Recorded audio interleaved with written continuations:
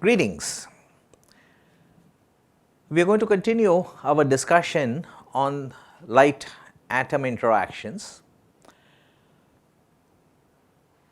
and in particular we will modify and upgrade the model that we have used in the previous discussion.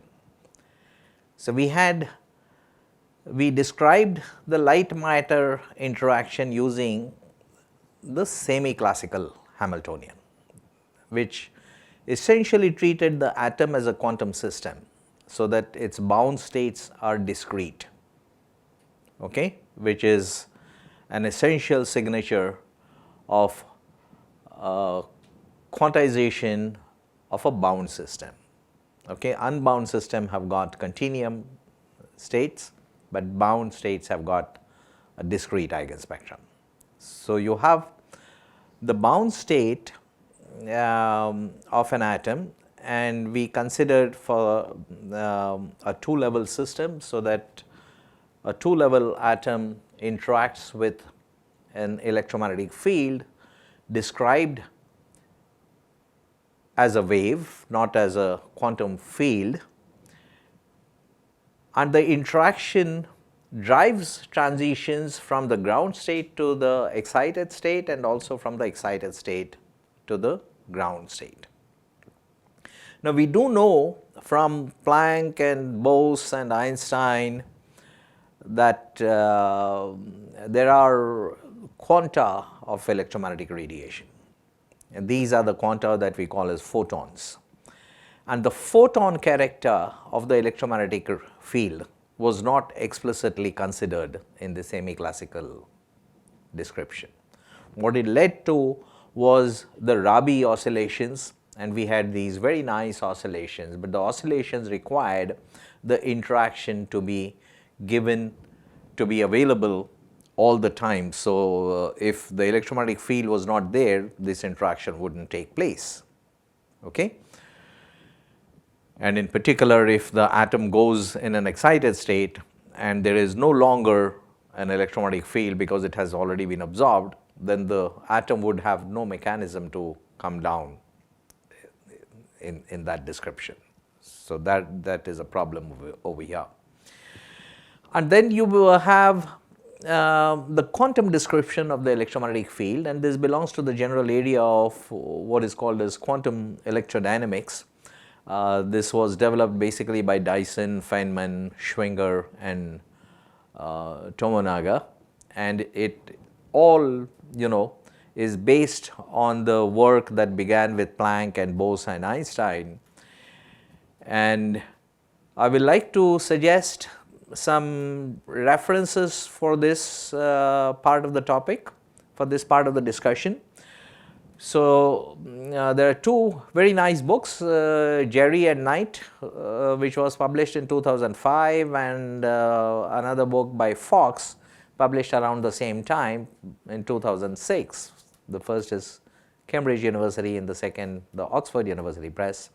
Both came around the same time with somewhat similar titles, Introductory Quantum Optics and Quantum Optics and Introduction, all right. And then there are very nice articles which are available. Again, an article in which to which Peter Knight has contributed, an article by Shore and Knight in 1993, a slightly older article. But then there is a more recent article which I have used rather extensively, an article by Matteo Bina, which is in the European Physical Journal, so in the special topic series. It's like a tutorial on the Jaynes-Cummings model, which I have used quite extensively in the discussion. And then a more recent paper on several ways to solve the Jaynes-Cummings model by a group of authors in Applied Mathematical in 2015. But then there are very nice lectures on the YouTube which are available by Professor Wolfgang Ketterle, who got the Nobel Prize for achievement of the Bose-Einstein condensation. And this is a part of his lecture course that he delivered at MIT. And now that I am giving you this reference, essentially it means that you can attend to his lectures and you don't have to listen to me. But anyway, these are it's a great lecture course by Professor Ketterle, and I strongly recommend that. But we will do our tiny little bit.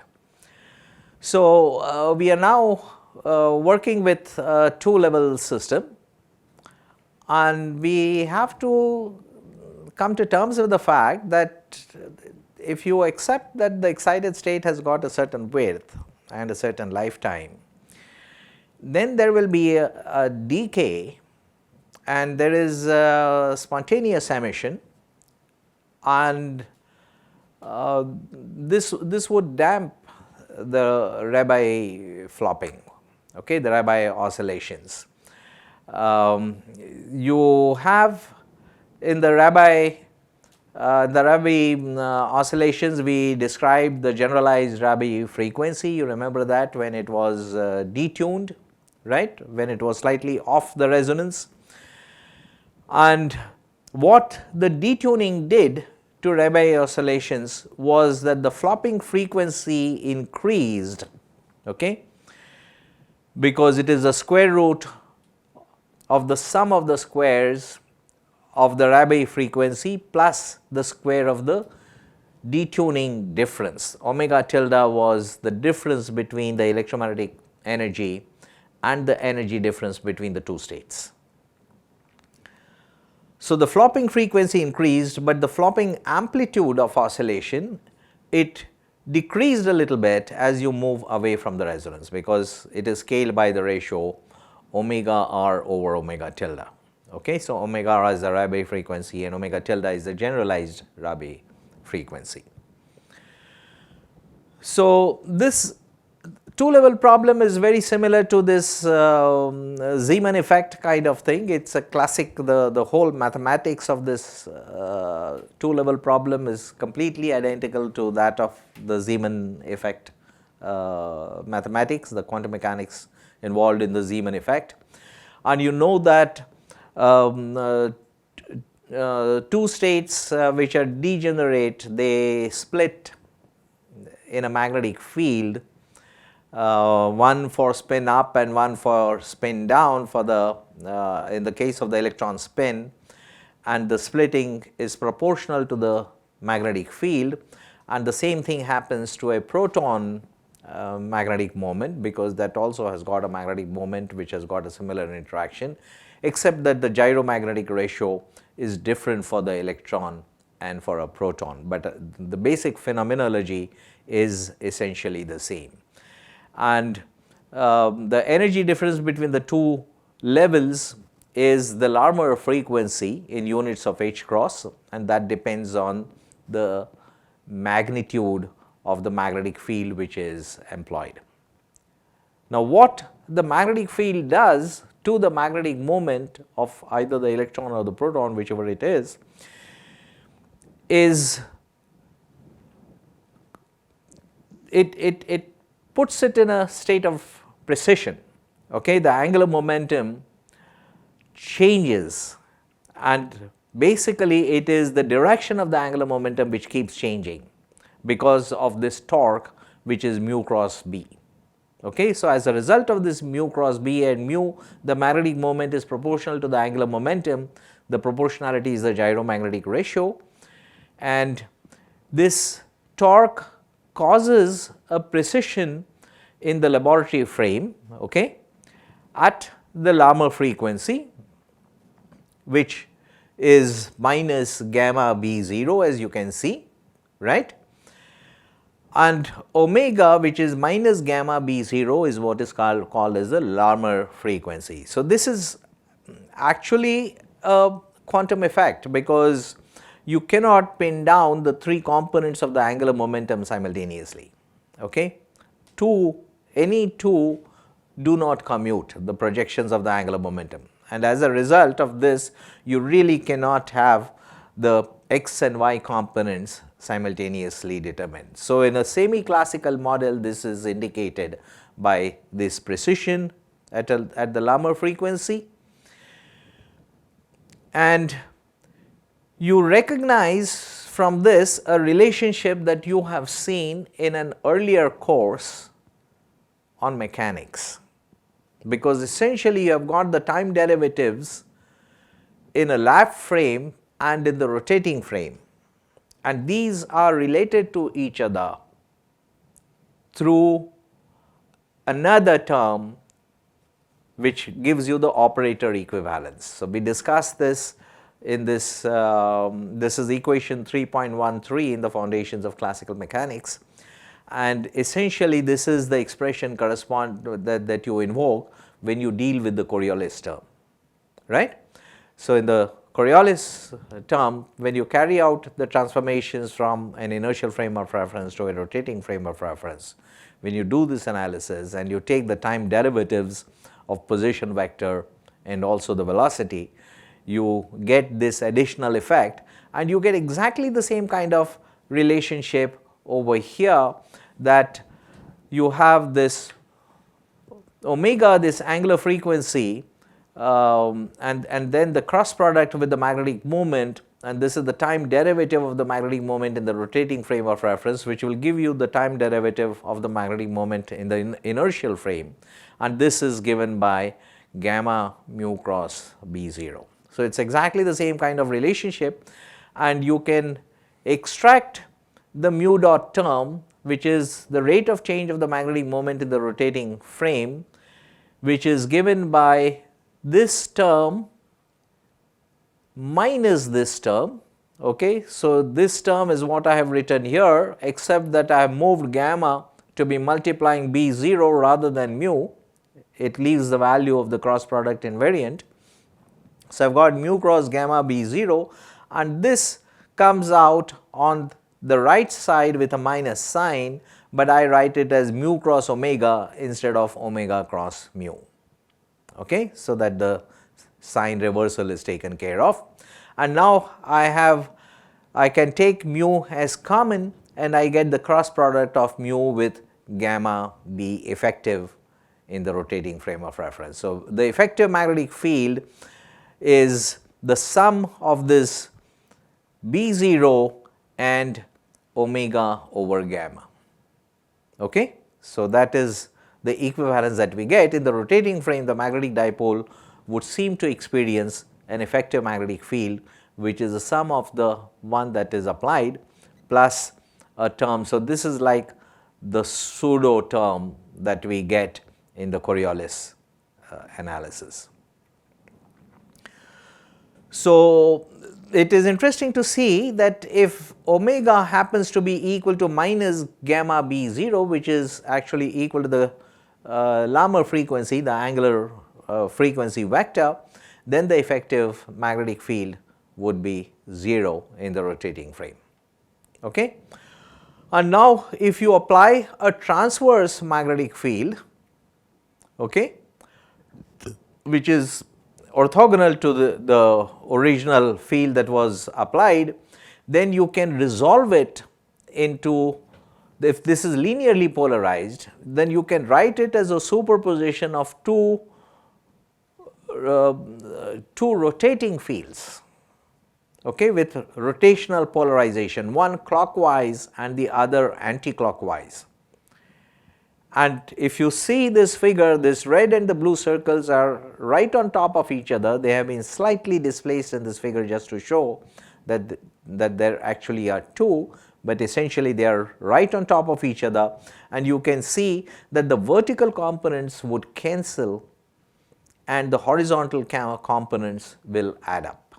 Okay?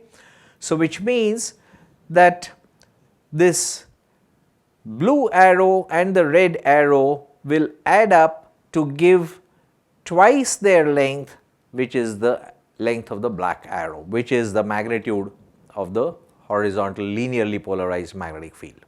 Okay?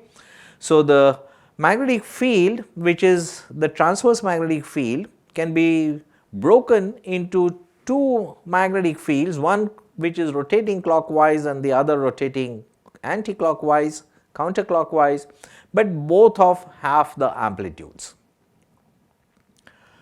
So, this is the kind of resolution we have discussed this model earlier also, and So, now in the laboratory frame you have got the counterclockwise field which rotates exactly in step with the precession with the precessing dipole.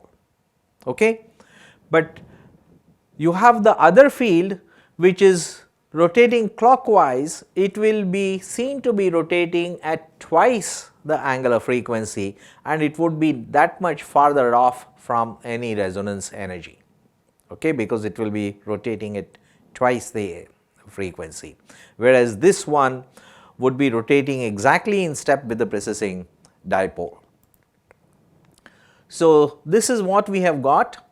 The effective magnetic field is 0 as we have seen, and when the transverse magnetic field B perpendicular is applied, then the effective magnetic field is just the half this magnitude of the counterclockwise component, and this is always along the rotating Ex direction. So, that itself is rotating, mind you, okay. So, which is why it carries a superscript r to remind us that it is rotating, right. And what it really means that in the rotating frame the dipole will precess about the x axis of the rotating frame,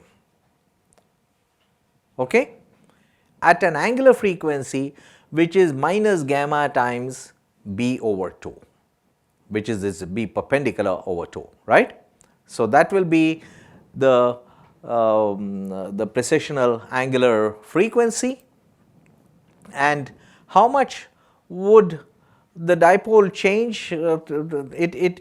Because of this precession it would tilt, right, and the tilt angle will be depending on for how much time you have applied that pulse, and depending on the pulse duration, which is tau, you will have the dipole to change through an angle theta, which is this duration times this gamma b over 2, which is the angular frequency. For example, if you have a pi pulse, then this duration tau is subscripted by pi corresponding to the pi pulse, and you see that this duration will have to be 2 pi over gamma b. In that much duration it will tilt it through an angle pi, okay.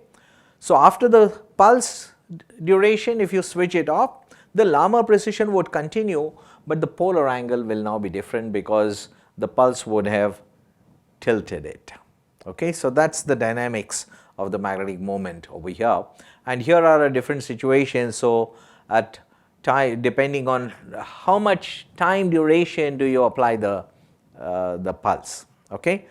So, this is a work, famous work due to Rabi in 1939, and this is for t equal to 0, you have got an alignment along the z prime axis, and then if you are looking for a pi by 2 flip, then you need to apply the pulse for pi over gamma b perpendicular, because if you multiply gamma b perpendicular by 2 by this time interval, you see that theta turns out to be pi by 2, right.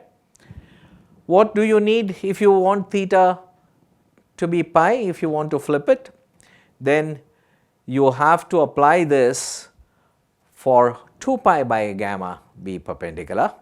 If you want to take it 3/4 of the cycle, then it will be 3 pi by gamma b perpendicular, right. Okay. So, all you have to do is to multiply that time interval by gamma b by 2 and see how much angle it changes through.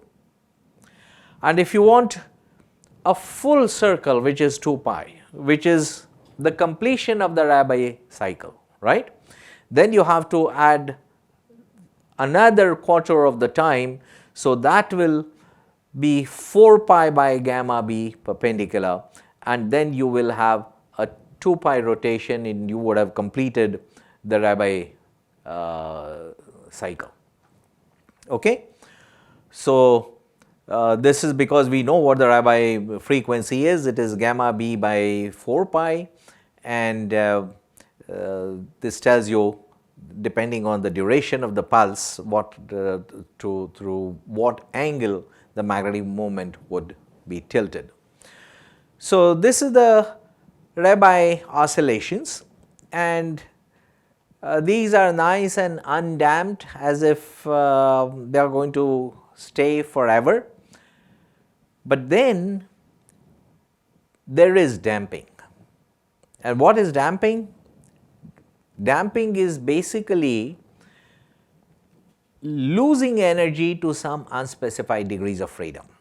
So, we have considered this two-level system and the interaction with the laser light.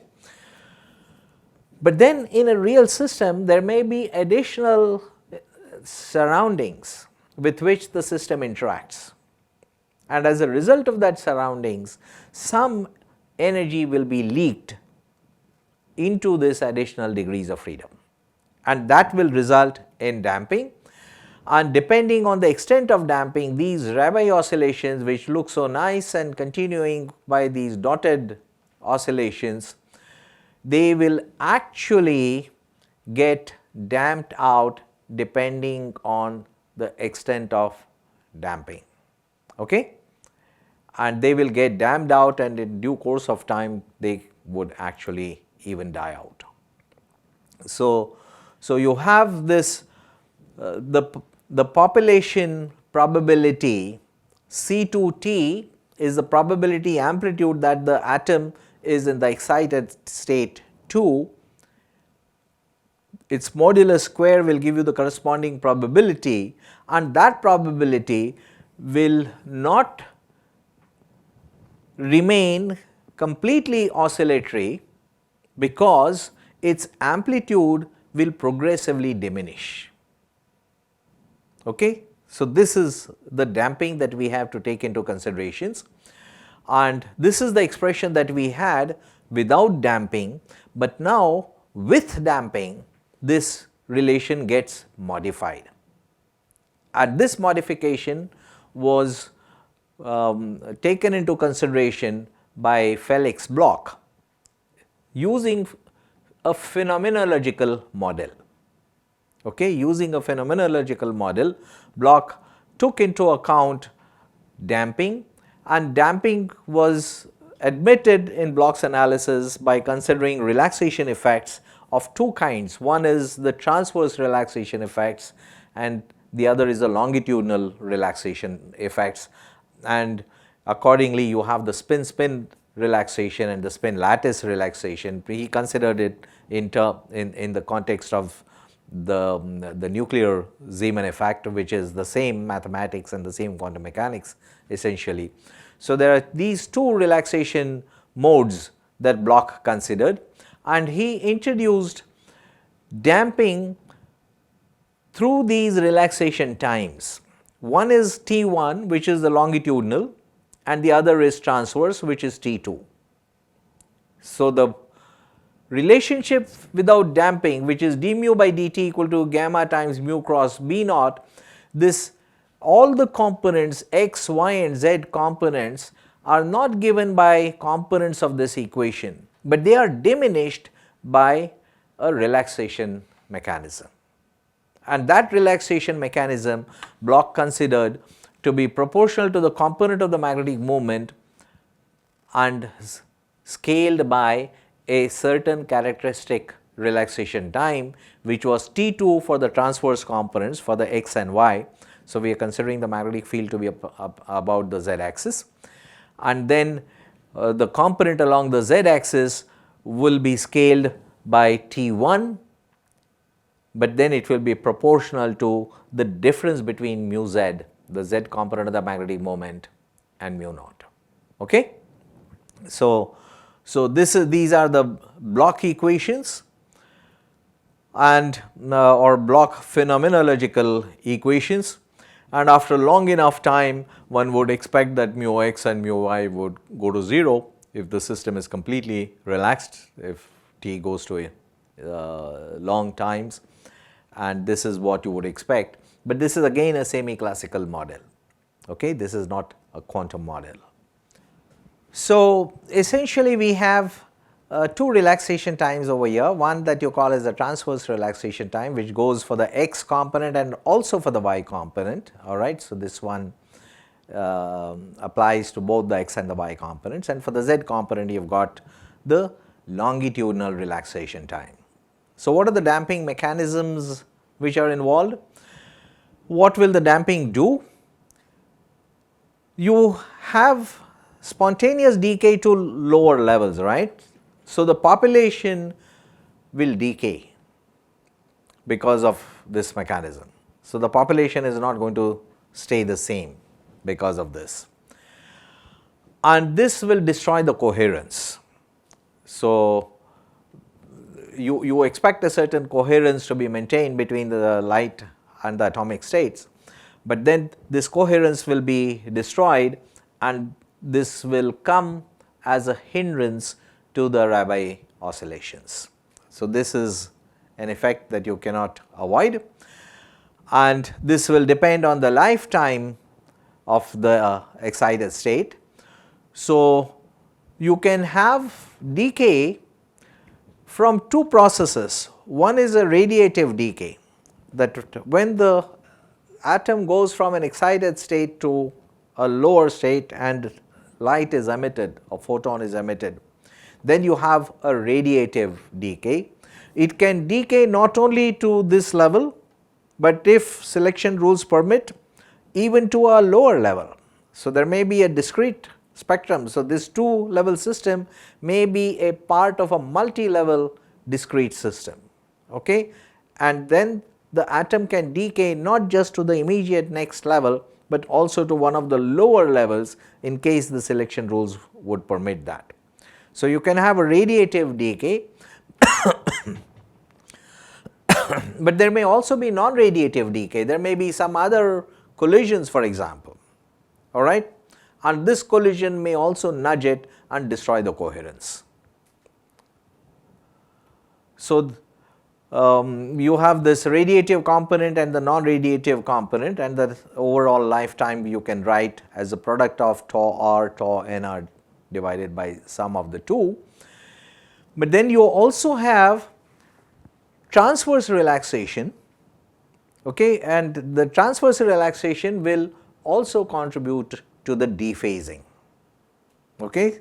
So you can have transverse relaxation which will also contribute to the dephasing. So now you have this radiative and non-radiative components which I mentioned when we were discussing the previous slide, and you have this radiative decay to this level, but you can also have a radiative decay from here to a lower level which is a non-resonant level, and once it gets off the resonance, then it cannot come back to the family of cycles which give you sustained Rabi oscillations, okay. So this is the hindrance to Rabi oscillations, and then you can have collisions which also contribute to dephasing, not necessarily resulting in population changes, okay. So the collision simply nudges the atom, all right,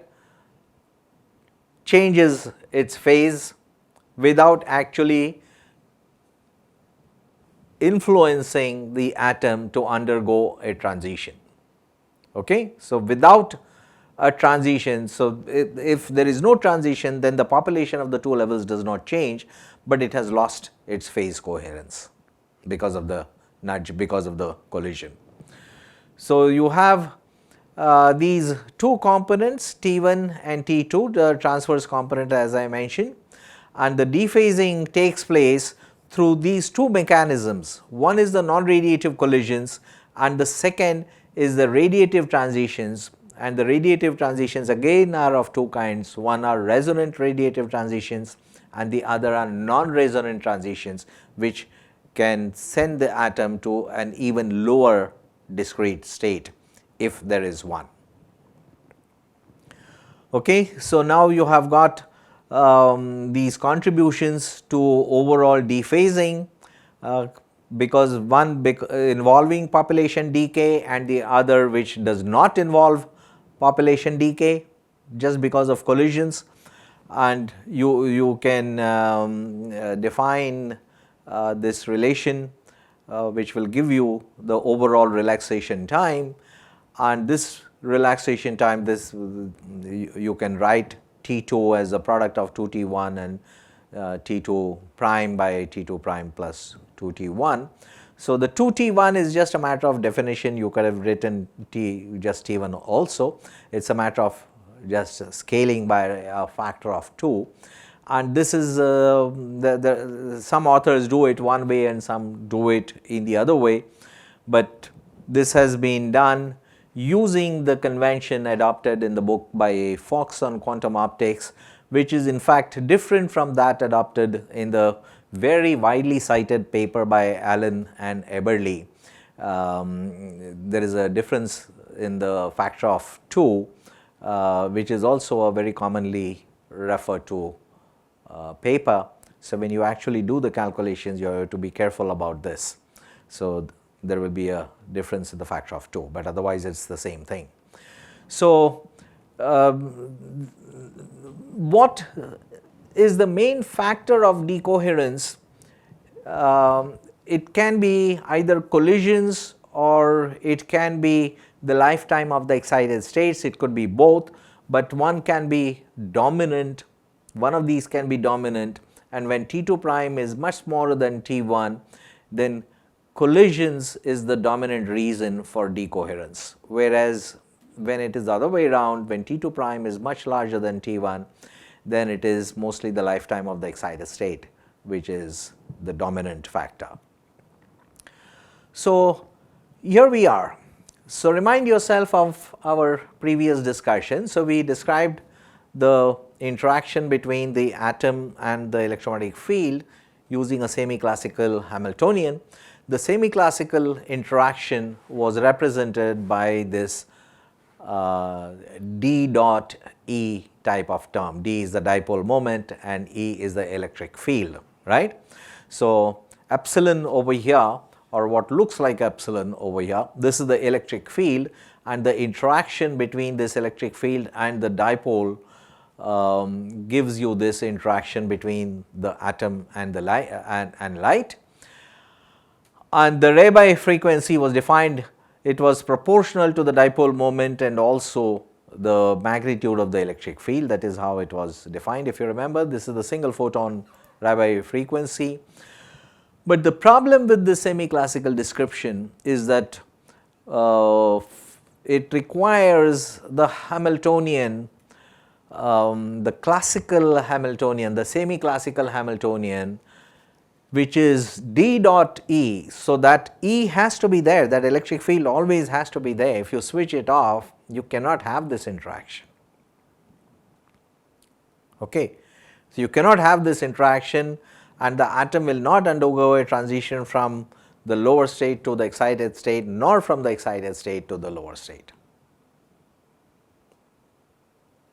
And then you if in a number of atomic systems in electromagnetic field, even if you set in the Rabi oscillations, they are going to die out because of this.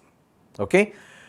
So, that dying out of Rabi oscillations is sometimes called as the collapse, but then there is also a revival which is possible, and that is possible because the model that we have used over here is not quite correct. It is semi-classical, and we really need a quantum description of the electromagnetic field.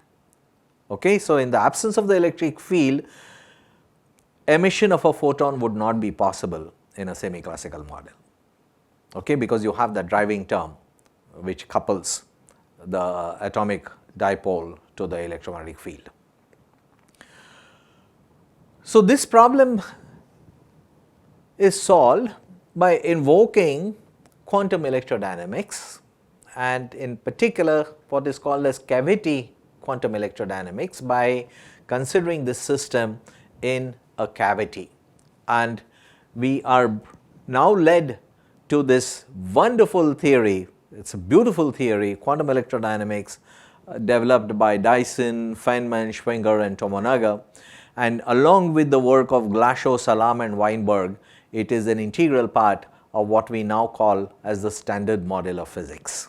Okay, the standard model of physics is predominantly the quantum electrodynamics plus this additional contribution for which Glashow, Salam and Weinberg got a Nobel Prize, and so this is the quantum electrodynamics. It is raised on the work of Planck and Einstein and Dirac and Feynman and of course Bose and Einstein. Okay? So this is the quantization of the electromagnetic field, and this model was used even at the time of the early works on the black body radiation. Rayleigh and Jeans considered harmonic oscillators, right? And then Planck came up with this idea of a quantum of electromagnetic radiation. And now the quanta of the electromagnetic radiation, which are photons, these are essentially Bose particles and they follow the Bose-Einstein statistics. And you need to use the field quantization, which is the second quantization in a certain sense, right? And it is described by the boson creation and destruction operators. So the second quantized creation and destruction operators, and I have discussed this in a different course. I have given the reference over here with which is a special topics in the theory of atomic collisions and spectroscopy, STI tax. In the unit 2, I have discussed this, so I am not going to spend any time redoing the second quantization as such. You can go through this earlier material, but essentially you now have the creation and destruction operators for two types of particles. One is the Fermi particles and the other are the Bose particles, and here we are dealing with bosons. And the creation operator F dagger and the destruction operator F satisfy these commutation rules, that for the mode R and mode S, the Fr comma Fs dagger, which is Ff dagger minus F dagger F, that is the usual commutator, right? And this will be equal to the Kronecker delta. It will be 0 if the modes are different, but it will be equal to unity if the modes are the same. Okay? And then the creation operators commute with each other and the destruction operators also commute with each other. And you have a system of oscillators for which the classical Hamiltonian is just p square over 2m plus half m omega square x square. As we know, we consider a simple one dimensional system. This is the Hamiltonian in the first quantized notation, but then in terms of the second quantized operators, you define the F and F dagger in terms of position and momentum operators. Okay, because now you are dealing with operators and you can use these position and momentum operators to define the creation and annihilation or the destruction operators. And if you use this algebra, and I will just refer you to this previous course, the unit 2, in which these things have been discussed at some length, but I will remind you of some of the more important results that we are going to find immediately useful. So if you now determine F dagger F operator, then you just carry out, you write the F dagger and then the F, and now multiply these out, always keeping track of the fact that the position of these operators is important, because position and momentum do not commute with each other. So whatever positions they have, so like in this term you have xp, whereas over here you have px. So you can combine these two terms to find the commutator of position and momentum, and we know what that result is from the uncertainty principle, right? From the uncertainty principle, you know that it is IH cross, and you can write this f dagger f. You can do some simplification, cancel off the h cross, then I square will give you minus, and you get a minus half over here. And this Hamiltonian for the simple harmonic oscillator you can write in terms of the creation and destruction operators like this. Okay? So essentially you have this expression for the Hamiltonian, the second quantized Hamiltonian, in terms of the creation and destruction operators, which will be f dagger f. So f dagger f is the number operator. Okay? So we are going to use this machinery. You can write the position and momentum operators in terms of the creation and destruction operators, and you can do the inverse relations, which is writing the creation, the destruction operator and the creation operator in terms of the position and momentum, right? And using these commutation relations, you have this simple result. So now we are going to consider light in a cavity. So it is going to remain trapped. It will get reflected between the two mirrors. Now the cavity is between these two mirrors. You have got total reflection from one mirror, and from the other mirror you have only a partial reflector, so that light can be extracted out of it. Okay? And this is optically machined cavity, so the distances are really very accurate, very exact, and you can now quantize this system, the electromagnetic radiation in this cavity, and then depending on how much energy there is in the field, you will have a certain number of photons in the cavity, which is an integer number of photons, which will be an eigenvalue of the number operator, which is f dagger f. So these are well known results from second quantization, quantum mechanics of second quantization, and you can see that if n is an eigenstate of the number operator, then f operating on n is also an eigenstate, but it belongs to the eigenvalue n minus 1. So this helps you determine the normalization, because using this relation, if you find the normalization of f of n, then this will be given by the projection of f of n on its adjoint, which is f dagger adjoint n, right? And you can see that this f dagger f being the number operator, this will be equal to n. So that tells you immediately that f of operating on n will give you the square root of n times the n minus 1. So it is a destruction operator, it destroys one particle, you get another Fock state corresponding to one number less of the number of bosons, in this case the number of photons, but then it will be scaled by the factor root of n.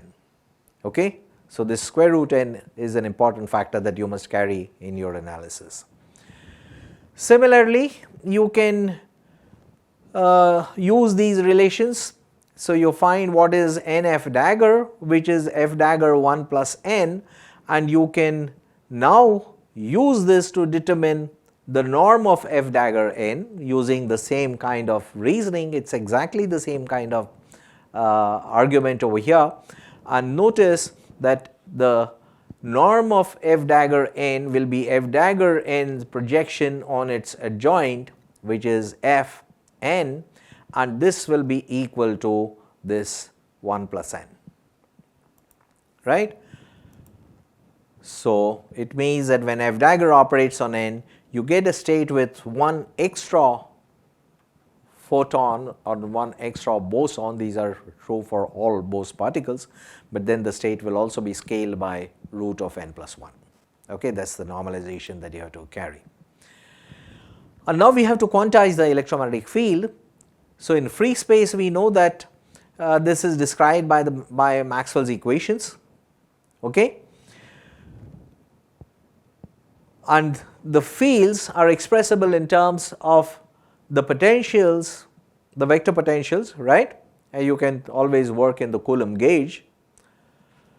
So, you have these potentials which satisfy the wave equation, and the solution to the wave equation is in terms of this. You can apply boundary conditions and so on, but essentially you are having a solution to the vector potential over here, and given this solution you can determine the electric field, because the electric field is nothing but the negative of the time derivative of the vector potential. So, you just find the time derivative of the vector potential and get the electric field. Likewise, if you find the curl of the vector potential, you will get the magnetic field.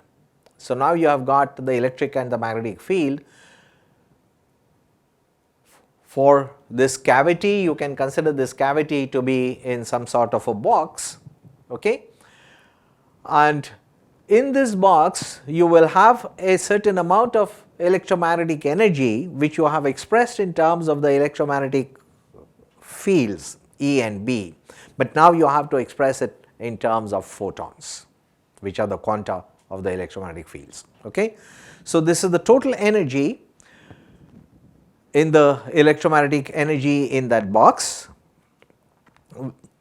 and this is just the integral of the magnetic field energy density and the electric field energy density. So, these are well known relations which I am sure you are familiar with, and you can write this in terms of the simple harmonic oscillator states by using the position and momentum operators, as we have discussed this idea earlier.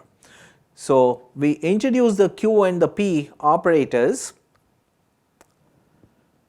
We define them using this relation that we have over here. So, we define T and T star in terms of Q and P. We have got the total electromagnetic energy, and quantization we will invoke through the usual uncertainty relation, which we already know for the position and momentum operators, but the role of the position and momentum operators over here is completely formal. We just use them to define the quantization of the electromagnetic field. All right. So, you are quantizing it through the uncertainty relation for position and momentum. You can also do it using dimensionless operators, uppercase Q and uppercase P.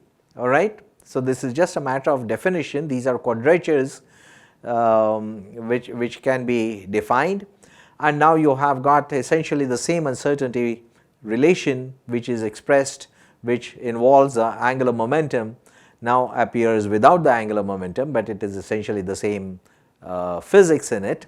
And now the Hamiltonian which we know is given by this F dagger F plus half h cross omega. In terms of the second quantization operators, Q and P are the quadrature operators, and we are going to consider the cavity to have electromagnetic excitation in a single mode. So, we have a single mode Hamiltonian, means when you have an electromagnetic field you will have all kinds of modes which are available, all right. But we are going to consider the interaction between an atom and a single mode electromagnetic radiation with a single photon. Okay? So, it is a quantized electromagnetic field with one photon.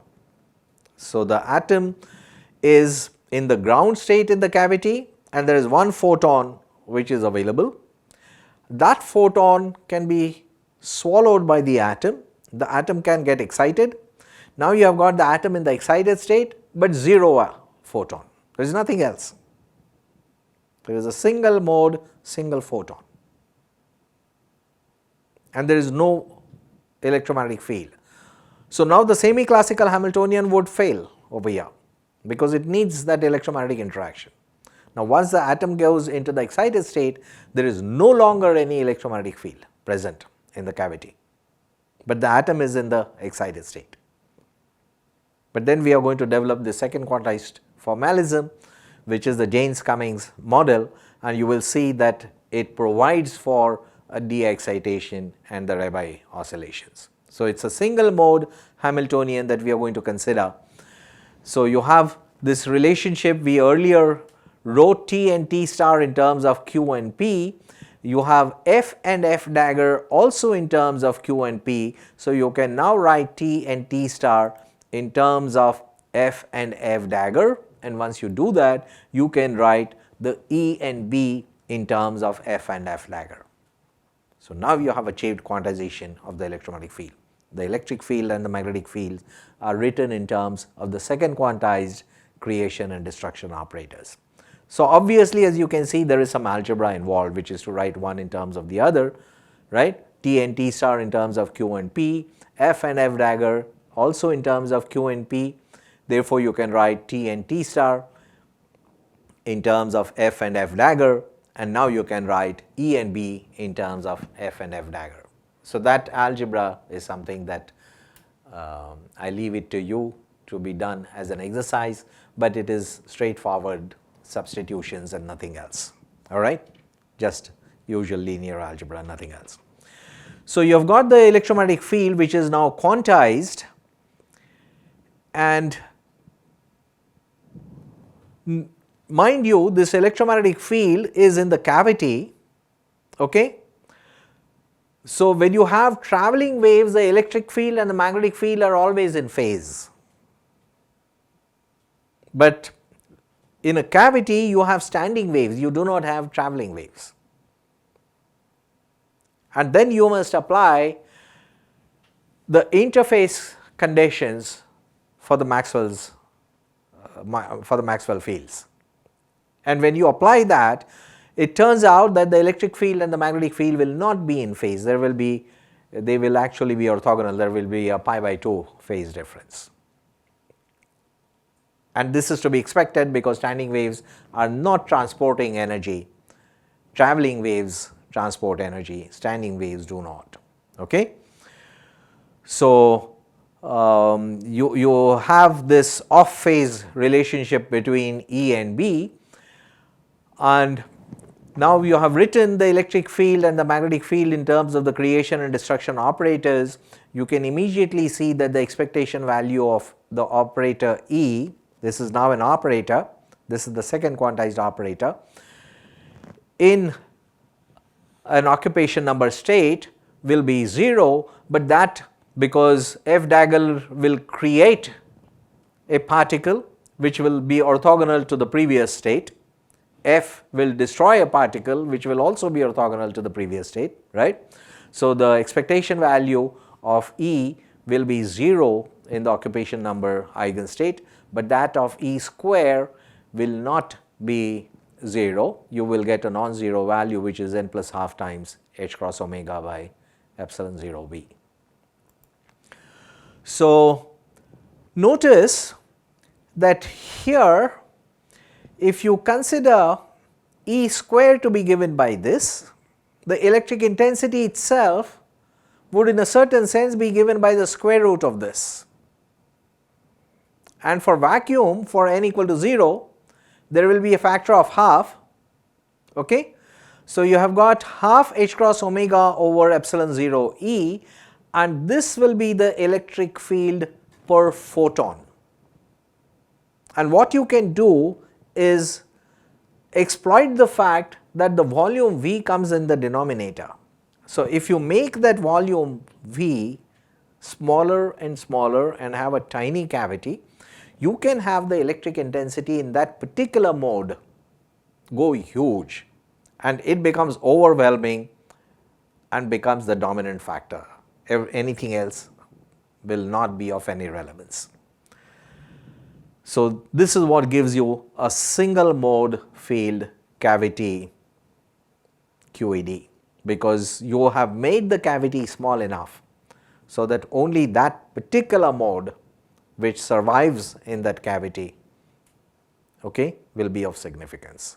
So, I will take a few questions and then we will continue the discussion from here in the next class.